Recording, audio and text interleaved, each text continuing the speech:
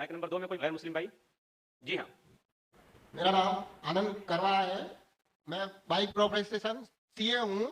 मैं डॉक्टर जाकिर साहब को दुबई से जानता हूँ।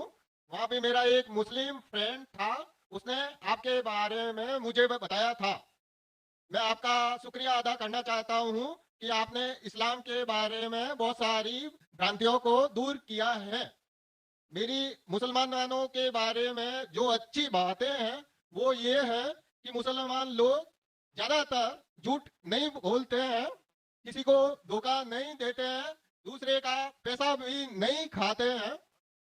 लेकिन मुझे एक बात मुसलमानों से कहनी है कि वो लोग गाय का मांस क्यों खाते हैं। आनंद भाई ने सवाल किया। वो कहते हैं कि वो मुझे दुबई से जानते हैं माशाल्लाह, और कई सालों से मेरे तकरीर सुन रहे हैं, और वो कहते हैं कि उनके तजुर्बे के हिसाब से वो समझते हैं कि मुसलमान अच्छे लोग हैं, सच बोलते हैं, झूठ नहीं बोलते, किसी का पैसा नहीं खाते। लेकिन एक उनको मुसलमानों के बारे में एक चीज जो खटकती है कि मुसलमान गाय का गोश्त क्यों खाते, वो उनका सवाल है। मैं पहले बोलना चाहता हूँ भाई साहब आनंद जी कि एक मुसलमान अच्छा मुसलमान रह सकता है 100% शाकाहारी होने के बाद भी। A Muslim can be a good Muslim even by being a pure vegetarian. शुद्ध शाकाहारी होने के बाद भी एक मुसलमान 100% अच्छा मुसलमान रह सकता है। लेकिन क्योंकि अल्लाह सुब्हानहू व तआला हमारा रब, हमारा खालिक, कुरान मजीद में अल्लाह ताला फरमाते हैं, सूरह माइदा में सूरह नंबर 5 आयत नंबर 1 में अल्लाह ताला फरमाते हैं कि आप उन 4 पायों जानवरों का गोश्त खा सकते हैं जिनकी हमने इजाजत दी है।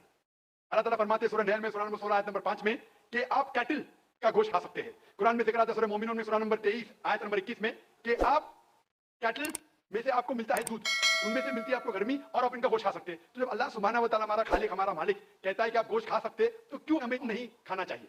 मैं आपको कोशिश करूंगा बताने के लिए कि आज की साइंस ये कहती है कि हमारे जिस्म में हमको प्रोटीन की जरूरत है, कम से कम 23 अमीनो एसिड की जरूरत है। ये 23 में से 8 अमीनो एसिड हमारे जिस्म में नहीं बनते। उसके लिए फर्ज है कि ये हमारे खाने में हमें ये अमीनो एसिड मिलना चाहिए। कोई भी शाकाहारी, कोई भी भाजीपाला नहीं है जिसमें आटों के आटो अमीनो एसिड मौजूद है।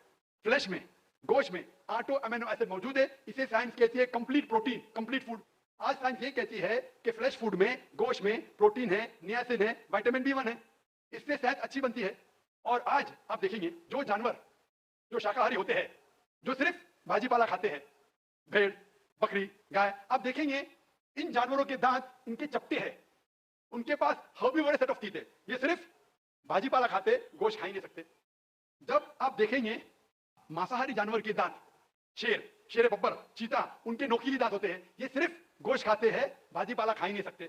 जब आप अपने दांत आईने में देखेंगे तो भगवान ने, ईश्वर ने, हमारे खालिक ने हमें दोनों दांत दिया है, चपटे दांत भी दिया है और नोकीले दांत भी दिया है। अगर हमारा ईश्वर चाहता था कि हम सिर्फ भाजीपाला खाए तो ये नोकीले दांत क्यों दिया? गोश्त खाने के लिए। आज की साइंस कहती है कि हम जो डाइजेस्टिव सिस्टम है हर्बीवोरस एनिमल का, गाय, भेड़, बकरी के, वो सिर्फ भाजीपाला डाइजेस्ट कर सकते, गोश्त को डाइजेस्ट कर ही नहीं सकते। जो डाइजेस्टिव सिस्टम कार्निवोरस एनिमल का है, चीता, शेर, शेर बब्बर, ये सिर्फ गोश्त डाइजेस्ट कर सकते, भाजीपाला नहीं। लेकिन हम इंसानों को अल्लाह ताला ने, हमारे ईश्वर ने स्मॉल इंटेस्टाइन भी दिया है, बिग इंटेस्टाइन भी दिया है। हम भाजीपाला भी डाइजेस्ट कर सकते, गोश्त भी डाइजेस्ट कर सकते। अगर हमारा ईश्वर चाहता था कि हम सिर्फ भाजीपाला खाए तो हमें ये डाइजेस्टिव सिस्टम क्यों दिया जो गोश्त को भी डाइजेस्ट कर सकता है? तो साइंटिफिकली हमारा जिस्म, हमारे ईश्वर ने ऐसा बनाया है कि हम भाजीपाला भी खा सकते हैं, गोश्त भी खा सकते हैं। और बहुत लोगों को गलतफहमी है कि हिंदू मजहब में गोश्त खाने की ममानियत है। भाई आप हिंदू है ना? आपके नाम से लगता है हिंदू है। हिंदू है ना सर? जी हिंदू ही है। आप हिंदू है ना? हाँ हाँ बिल्कुल सही, आपके नाम से लग रहा है आनंद का नाम है, आप हिंदू है। आपको गलतफहमी होंगी कि हिंदू मजहब में गोश्त खाना हराम है।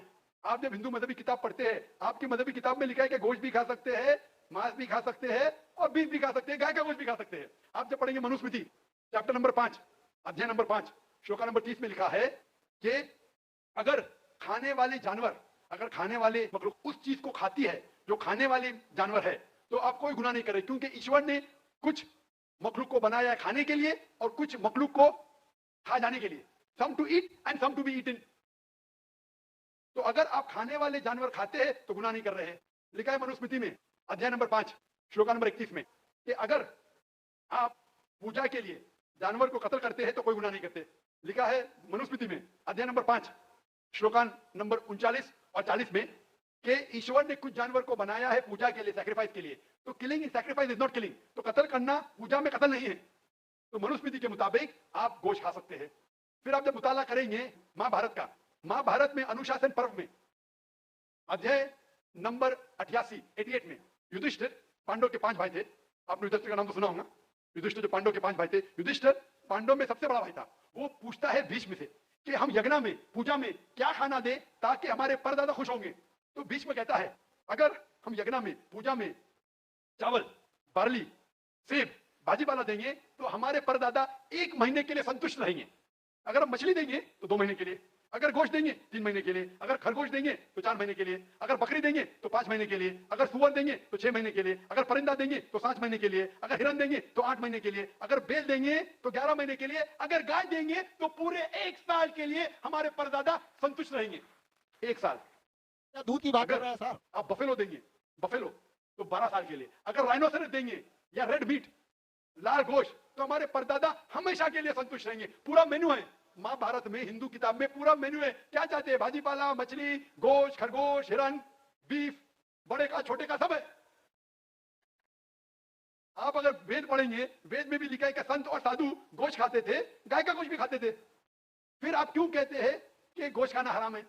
क्योंकि बहुत से हिंदू लोग बाकी मज़ाहिब से प्रसन्न हुए। मजहब से प्रसन्न होने के बाद कुछ मजहब मानते अहिंसा में, और वो समझते हैं कि जानवर को कत्ल करना गुनाह है। क्यों? क्योंकि जानवर में जान है, बाजीपाला में जान नहीं है, पेड़ पौधों में जान नहीं, इसलिए बाजीपाला खाना गलत नहीं है, लेकिन जानवर खाना गलत है। आज साइंस तरक्की कर चुका है और हम जानते हैं कि पेड़ पौधों में भी जान है। तो उनकी लॉजिक जरा बदल गई। हाँ जाकिर भाई, हम जानते हैं पेड़ पौधों में जान है, लेकिन पेड़ पौधे, उनको दर्द का एहसास नहीं है, उन्हें दर्द नहीं होता। पेड़ पौधों को दर्द नहीं होता है और जानवर को दर्द होता है, इसीलिए जानवर खाना बड़ा गुनाह है, पेड़ पौधे खाना कम गुनाह है। आज साइंस फिर से तरक्की कर चुका है। तरक्की करने के बाद साइंस ये कहती है कि पेड़ पौधों को भी दर्द होता है, लेकिन उनकी दर्द की आवाज आपको सुनाई नहीं देती। हम इंसान सिर्फ 20 साइकिल्स और 20,000 साइकिल्स के दरमियान फ्रीक्वेंसी में सुन सकते, इसके नीचे, इसके ऊपर नहीं सुन सकते। वो चीखते हैं लेकिन हमें उनकी आवाज सुनाई नहीं देती। तो एक शख्स ने मुझसे सबसे ज्यादा बहस किया और कहा कि जाकिर भाई, मैं मानता हूं कि पेड़ पौधों में जान है, पेड़ पौधे को दर्द होता है, लेकिन पेड़ पौधों में सिर्फ 2 या 3 सेंसेस है, जानवरों में 5 सेंसेस है, इसलिए जानवर का कत्ल करना बड़ा गुनाह है। तो मैंने उससे पूछा कि अगर आपका भाई पैदा होता है 2 सेंसेस कम के साथ, वो सुन नहीं सकता है और बात भी नहीं कर सकता है, गूंगा है और बहरा है, जब वो बड़ा होता है और अगर कोई इंसान उसका कत्ल करता है, तो क्या आप जाके कहेंगे जज से, मिलॉर्ड कातिल को कम सजा दो क्योंकि मेरा भाई गूंगा था, वो सुन नहीं सकता था, बात नहीं कर सकता था? आप तो कहेंगे कातिल को डबल पनिशमेंट दो, मेरा भाई तो मासूम था, ना सुन सकता था ना बात कर सकता था। इस्लाम में ट्रू सेंसेस कौन है? इस्लाम में अल्लाह ताला फरमाते हैं सूरह बकरा में सूरह नंबर 2 आयत नंबर 168 में, 168 में, eat of the good things which Allah has provided you. जो अच्छी चीज आपको आपके अल्लाह ने दी है, उसको आप खा सकते हैं। तो आप अगर मुताला करेंगे मजहबी किताबों का और साइंस का, गोश्त खाना कोई गलत नहीं है। और मुझे खुसूसन कोई गिला शिकवा नहीं अगर गैर मुस्लिम, अगर हिंदू गोश्त नहीं खाते, मुझे कोई गिला शिकवा नहीं, क्योंकि अगर सब हिंदुस्तानी गोश्त खाने लगेंगे तो हिंदुस्तान में गोश्त का भाव बढ़ जाएगा। आज महंगाई का जमाना है, पेट्रोल का भाव बढ़ रहा है, सब हिंदुस्तानी गोश्त खाने लगेंगे तो गोश्त का भाव भी बढ़ जाएगा। तो मुझे कोई गिला शिकवा नहीं आप अगर गोश्त नहीं खाते, लेकिन अगर आप ये कहेंगे कि गोश्त खाना गलत है तो आपको आपकी मजहबी किताबों के बारे में नहीं पता है और साइंस का भी नहीं पता है। अगर आप कहेंगे किसी की जान नहीं लेना चाहिए तो आप 2 मिनट भी जी नहीं सकते। हम जो सांस ले रहे हैं ये जर्म है, जर्म में भी जान है, आप सांस लेने से उनका कत्ल कर रहे हैं, तो आप जी नहीं सकेंगे। इस्लाम में ये है कि जो चीज की इजाजत है वो आप खा सकते हैं, जो हराम है उसको नहीं खाना चाहिए। Hope that answers the question.